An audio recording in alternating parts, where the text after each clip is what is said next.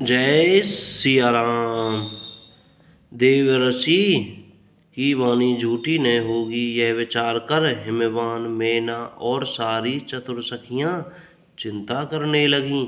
फिर हृदय में धीरज धरकर पर्वतराज ने कहा, हे नाथ, कहिए अब क्या उपाय किया जाए।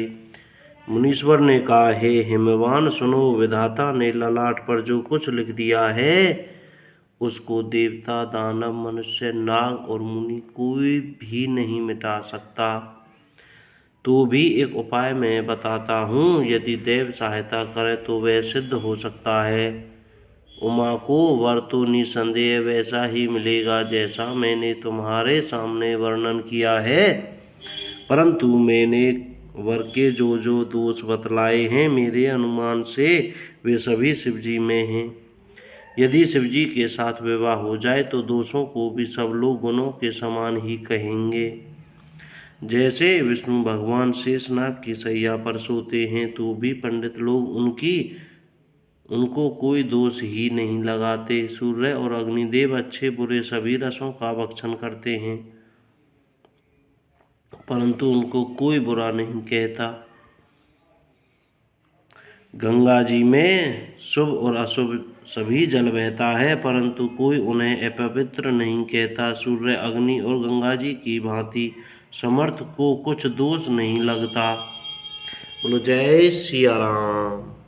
यदि मूर्ख मनुष्य ज्ञान के अभिमान से इस प्रकार होड़ करते हैं तो वे कल्प भर के लिए नरक में पड़ते हैं। भला कहीं जीव भी ईश्वर के समान सर्वथा स्वतंत्र हो सकता है। गंगा जल से भी बनाई हुई मदिरा को जानकर संत लोग कभी उसका पान नहीं करते, पर वही गंगा जी में मिल जाने पर जैसे पवित्र हो जाती है, ईश्वर और जीव में भी वैसा ही भेद है। शिवजी सहज ही समर्थ हैं, क्योंकि वे भगवान हैं, इसलिए इस विवाह में सब प्रकार कल्याण है। परंतु महादेव जी की आराधना बड़ी कठिन है, फिर भी क्लेश ताप करने से वे बहुत जल्द संतुष्ट हो जाते हैं। यदि तुम्हारी कन्या तप करे तो त्रिपुरारी महादेव जी होनहार को मिटा सकते हैं। यद्यपि संसार में वर अनेक हैं, पर इसके लिए शिवजी को छोड़कर दूसरा वर नहीं है। शिवजी वर देने वाले, शरणागतों के दुखों का नाश करने वाले, कृपा के समुद्र और सेवकों के मन को प्रसन्न करने वाले हैं। शिवजी की आराधना किए बिना करोड़ों योग और जप करने पर भी वांछित फल नहीं मिलता। ऐसा कहकर भगवान का सिमरन करके नारद जी ने पार्वती को आशीर्वाद दिया और कहा कि हे पर्वतराज, तुम संदेह का त्याग कर दो, अब यह कल्याण ही होगा। यूँ कहकर नारद मुनि ब्रह्मलोक को चले गए। अब आगे जो चरित्र हुआ उसे सुनो।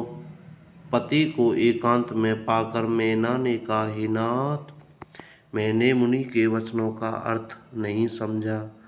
बोल शंकर भगवान की जय। बोल सियावर रामचंद्र की जय। जय जय श्री सीताराम। भाइयों, कोई गलती हो गई हो पढ़ने में, बोलने में, तो कृपया क्षमा करें।